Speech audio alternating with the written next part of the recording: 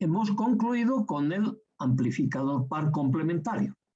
Ahora, obviamente, todavía de estos amplificadores existe un paso más, porque si ustedes recuerdan, en la clasificación de los amplificadores de potencia, hemos puesto el amplificador clase A, el clase B, el clase C y el clase D. El clase C son amplificadores de radiofrecuencia. Esos amplificadores de potencia no los vemos todavía a este nivel. Eso es tema de otras materias. El amplificador clase D, el amplificador digital, sí deberíamos mirarlo. Pero, lastimosamente, no se puede hacer aquello, puesto que hasta aquí no hemos visto nada de sistemas digitales. Eso también corresponde a otra materia. Pero si entendemos el amplificador clase B, el clase D es muy sencillo. Se utilizan transistores, o ya sean bipolares o unipolares, trabajando del corte a la saturación. Esa es una de las aplicaciones que se tiene del transistor como amplificador de potencia, pero cuando trabaja del corte a la saturación está trabajando como llave cerrada o llave abierta. ¿Y eso qué significa? Llave cerrada puede significar cero de tensión, llave abierta puede significar máxima tensión, que en los sistemas digitales corresponden a un 0 o a un 1 lógico. Y que dependiendo esa forma de conducir de los amplificadores, van también entregándonos potencia, pero en una determinada formación. Entonces, por ese hecho, por no conocer todavía los sistemas digitales, es que nosotros no vemos todavía el amplificador digital o el clase D. Entonces, paciencia, bueno, cualquier momento, una vez que se avance en materias de digital, y ustedes lo van a hacer el próximo semestre, pues es muy fácil introducirnos a ese amplificador. El amplificador clase D digital no solo tiene aplicaciones en el campo de la audiofrecuencia, también tiene muchas otras aplicaciones. Por lo tanto, sí o sí, en cualquier momento se va a ver ese amplificador. Y es de los más sencillos que existe. Mucho más fácil que nuestro amplificador clase B que hemos visto. Así que, claro, todos los sistemas digitales son recontra sencillos. Si bien el principio, es decir, las bases fundamentales de los amplificadores digitales tienen alguna relativa complicación o complejidad por los códigos que se tiene que manejar. Entonces, eso requiere todavía algún avance de temas que no están incluidos en nuestro programa, pero sí en una próxima materia. Así que ahí, con eso hemos terminado nuestros amplificadores de potencia. Y hemos concluido en este circuito.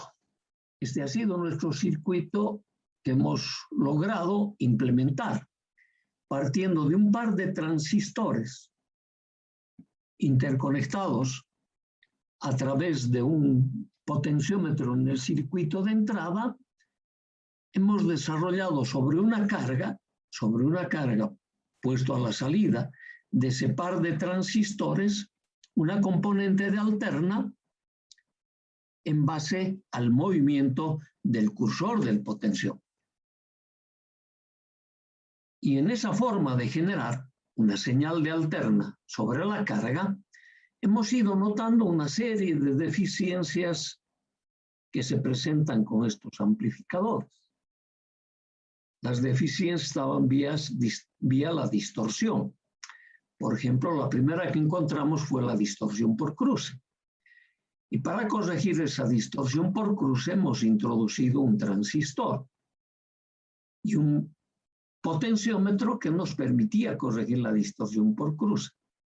Luego hemos visto la deficiencia de que ese circuito estaba polarizado con dos fuentes de tensión. Lo hemos reemplazado con una sola fuente de tensión y hemos introducido un capacitor de acoplamiento a la carga para evitar que sobre la carga circule componentes de continuo.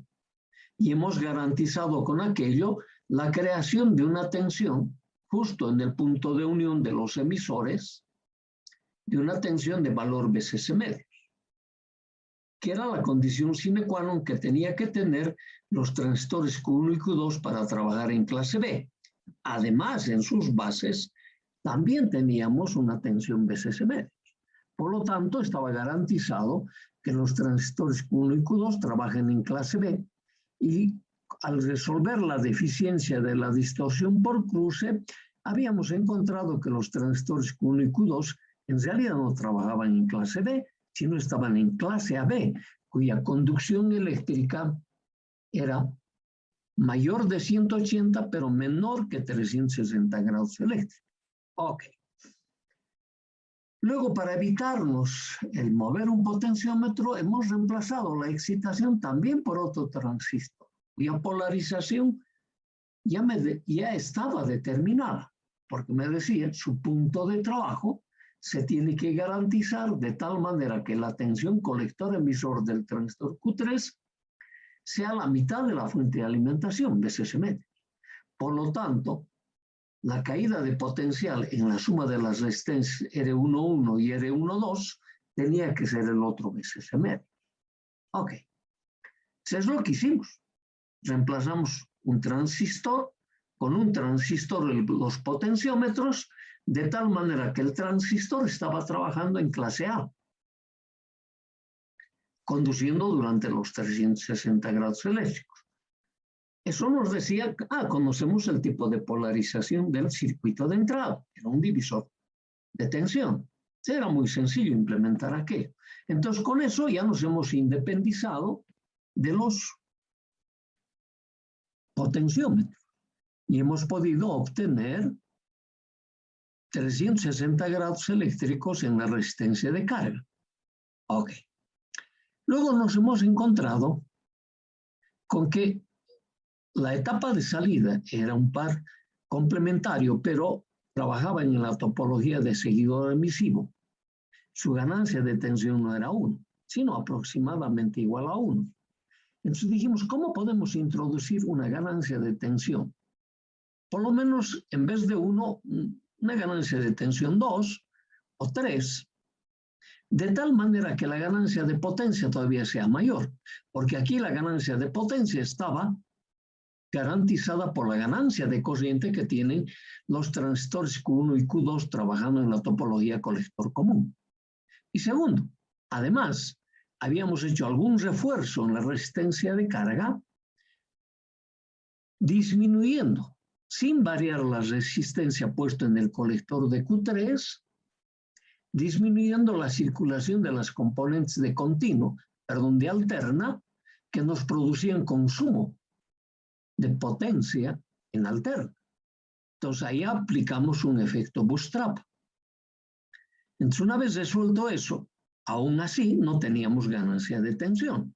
Por lo tanto, para introducir ganancia de tensión, hemos introducido otro transistor, este Q4, de tal manera que me produzca una realimentación y esa realimentación me dé una ganancia que sea el cociente de las resistencias R6 a la R5. Y que esa ganancia esté dada para señales. O sea, por eso este condensador, ¿no ve? Era para señales. Entonces, haciendo, por ejemplo, que R6 sea igual a R5, nosotros teníamos una ganancia de tensión con este sistema igual a 2, con la realimentación. Entonces, con una ganancia de tensión igual a 2 más la ganancia de corriente que tiene, me daba un producto, ganancia de corriente por ganancia de tensión, el doble de cuando no teníamos la ganancia de tensión. Y podíamos tener incluso el triple. Claro, a medida que más realimentación ponemos, entonces en nuestro caso podemos lograr llegar a distorsionar el sistema. Entonces tampoco hay que ser demasiado ambiciosos cuando decimos, oye, vamos a poner ganancia. Le pondremos lo más que sea posible. crearle una serie de problemas en la resistencia de carga, introduciendo distorsión. Van a empezar a aparecer nuevas frecuencias que no están presentes en la excitación de este amplificador. Ok, entonces se requiere una ganancia de tensión, no de un valor muy elevado, 2, 3 a lo sumo. Ok, entonces, y hemos quedado con este amplificador y sin darnos cuenta, nosotros hemos ido resolviendo los problemas y hemos generado un circuito con acoplamiento de continuo desde la etapa de entrada hasta la etapa de salida. Okay, desde la etapa de entrada hasta la etapa de salida. Y hemos garantizado que no circulen componentes de continua a través de un acoplamiento capacitivo al transductor de entrada y a través de este acoplamiento capacitivo al transductor de salida. Pero en la etapa interna, en las etapas internas, no tengo acoplamiento de alterna. Todos los acoplamientos son del tipo de continua. Y luego hemos visto que los transistores Q1 y Q2 tenían un problema cuando la resistencia de carga se nos cortocircuita. Podía llegarse a destruir los transistores Q1 y Q2 por ese cortocircuito. Entonces le pusimos nosotros una protección dinámica. No hemos utilizado la protección que muchos creen que es más que suficiente ponerle un fusible acá, en el punto de unión de la fuente de polarización y el circuito. Claro, ¿produce protección? Claro que produce. Pero muchas veces el fusible que colocan acá son tan lentos que primero se queman los transistores, luego el fusible. Entonces, para evitarnos ese problema hemos puesto una protección dinámica. Y la protección dinámica cuesta tanto como cuesta el amplificador de salida, porque está formado por otro par complementario. Y hemos explicado ese funcionamiento dinámico en los casos en los que el RC se nos cortocircuita. Empiezan a protegerse como a una forma de un ping-pong. Q1 protege a Q6, Q6 protege a Q1 y así sucesivamente. Lo mismo sucede con Q2 y Q7. Entonces, de esa manera hemos quedado con esta cantidad de transistores y resistencias produciendo un amplificador en el rango de audiofrecuencia con excelentes características. Luego hemos dicho, normalmente el desarrollo de la electrónica requiere cada vez más amplificadores con mejores condiciones de las que nosotros hemos diseñado. 1, 2, requieren amplificadores de dimensiones cada vez más reducidas y que tengan excelentes características. Y esos son los circuitos integrados. Entonces ahora vamos a empezar con nuestro capítulo 7, que se refiere a los circuitos integrados. Y ustedes van a ver, que no voy a decir son exactamente igual que este circuito, pero tienen harto de parecido con estas topologías, los circuitos integrados. O sea, el circuito interno del circuito integrado. Ok. Bien, o sea, vamos a empezar con nuestro capítulo 7. Ese capítulo 7 se denomina circuitos integrados. Dentro de esos circuitos integrados, este es el símbolo que vamos a utilizar para representar un circuito integrado.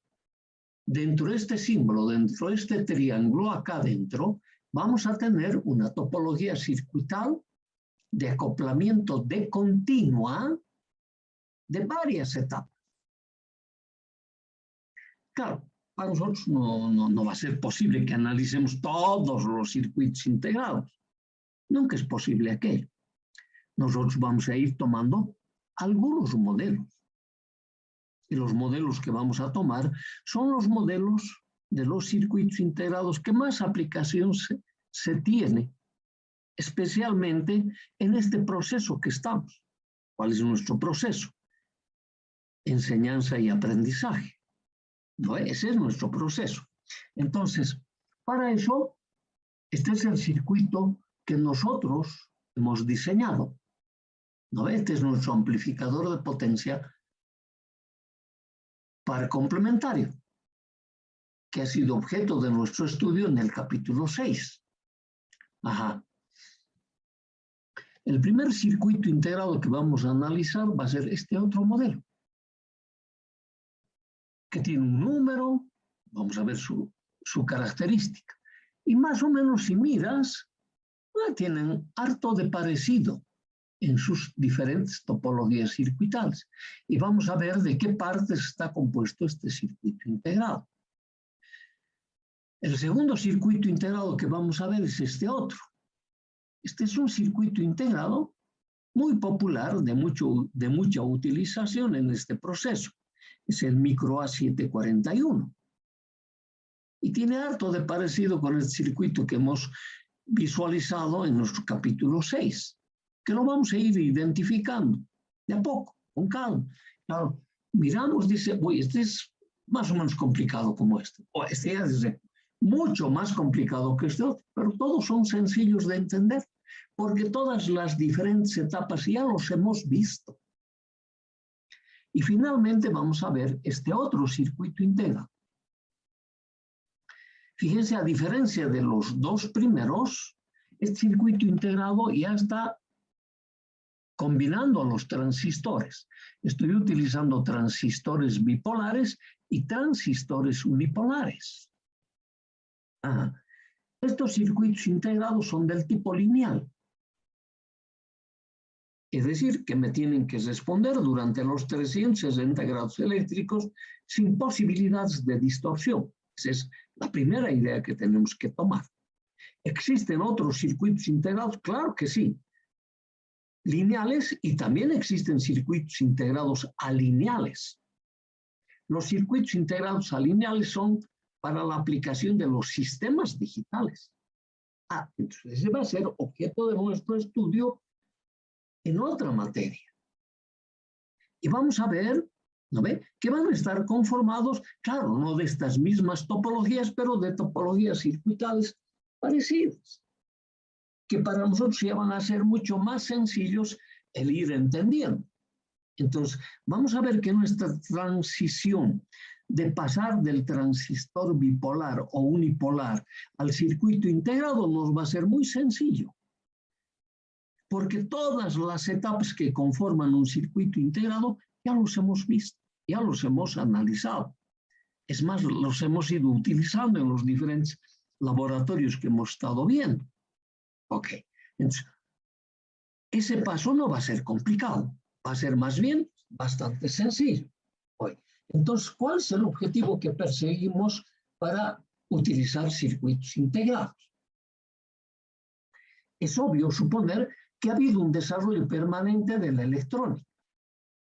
Y ese desarrollo permanente de la electrónica nos ha obligado o ha requerido la utilización de amplificadores cada vez más lineales sin posibilidades de distorsión, uno de los temas. Y el otro de los temas es que ese amplificador esté realizado en un sistema cuyas dimensiones sean los más reducidos posibles. Y hoy en día, el desarrollo de la electrónica nos permite obtener en una sola pastilla de silicio, esa pastilla de silicio tiene dimensiones más o menos similares a la de un solo transistor, pero dentro de esa pastilla de silicio nosotros tenemos colocados varios transistores, así como el que hemos visto, por lo menos unos 7 u 8 transistores, incluso mucho más que ellos. Y tiene excelentes características.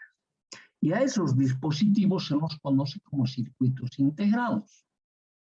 Y los circuitos integrados en un principio se realizaron como amplificadores de tensión. Por lo tanto, tenían las características ideales de un amplificador de tensión. Andas recordando esas ideas que enseguida los vamos a volver a plasmar en nuestro tema llamado circuitos integrados. Pero también ese desarrollo ha logrado que no solo se utilicen los amplificadores de tensión, sino también se utilicen como circuitos integrados los amplificadores de corriente, los amplificadores de transconductancia y los amplificadores de transresistencia. Existen hoy en día los 4 tipos de circuitos integrados, representando las características ideales de cada uno de estos amplificadores, que en cada caso son diferentes, que después también los mencionaremos. Pero al principio, cuando recién empezó a aparecernos estos circuitos integrados, tenían una principal tarea que desarrollar. ¿Qué tarea?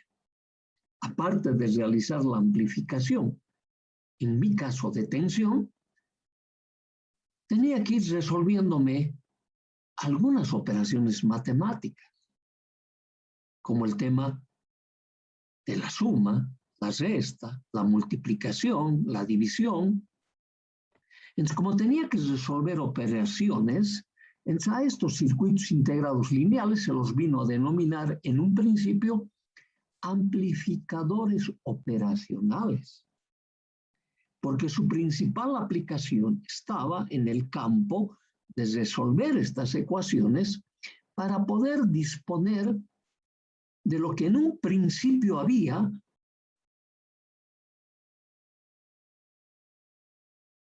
las computadoras analógicas, que te resolvían los problemas vía estos amplificadores. Ajá. Entonces, el primer desarrollo se hizo para esa aplicación.